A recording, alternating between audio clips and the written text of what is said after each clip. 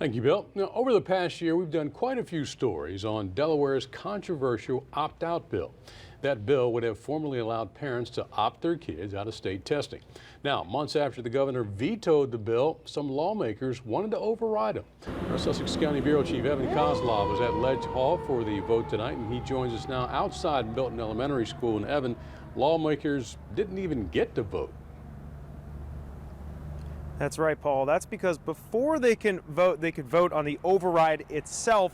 Lawmakers needed to suspend the rules, and by a large margin, that motion was denied. The principal would not address me at all.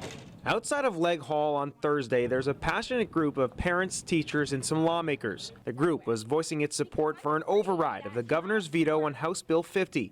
That bill, which was referred to as the opt-out bill, would allow parents to opt their kids out of statewide testing. Dover father Kevin Olant was in the group and explains it's all about parent rights. Our children are not your data, and they are more than test scores. I feel my son suffered immensely just because of the whole standardized testing environment. It's changed our schools. It's taken away each child's uniqueness. But not everyone is in support of the override. That includes Superintendent Susan Bunting from the Indian River School District, who says the tests are essential. She said an override of the veto would be a mistake. We use that to ascertain how well they're doing in classrooms, whether they've met standards at a certain grade level. And it also gives us a lot of feedback for our teachers as far as adjusting instruction, modifying what they're doing in classrooms. So all in all, we use testing to help students. But regardless of opinions outside of Leg Hall on Thursday, it all came down to the people in this room. That's where a motion to suspend the rules was denied, all but killing a vote on the override. After the vote, bill sponsor John Qualco expressed his disappointment. What is our agenda here?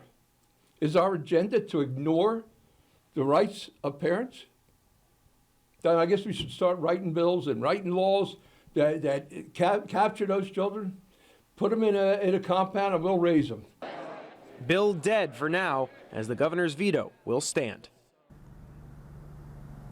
Now, Qualco motioned to put that bill on the ready list. As for when that'll be considered by the House, if ever, that's up to the House Speaker. Reporting here in Sussex County, this is Evan Kozlov for WBOC News in Milton. All right, Evan, thanks very much. WBOC reached out to Governor Jack Markell for a response to those who opposed his veto. Here's what Markell had to say, quote, "I believe that a more productive approach to reducing testing than HB 50 is to review all required assessments and eliminate those that are unnecessary, ineffective, or redundant." Governor Markell said that is why the administration will no longer call for 11th graders to take the smarter, balanced assessment in favor of the SAT in Delaware. By the way, neither Maryland nor Virginia has an opt-out law. That being said, in Virginia, the Department of Education says parents may refuse tests, but then the student's test results will reflect a score of 0, and that 0 will count against the school for its state accreditation rating. In Maryland, the Department of Education has advised local school systems to decline parents' requests to opt out of tests. Moving on.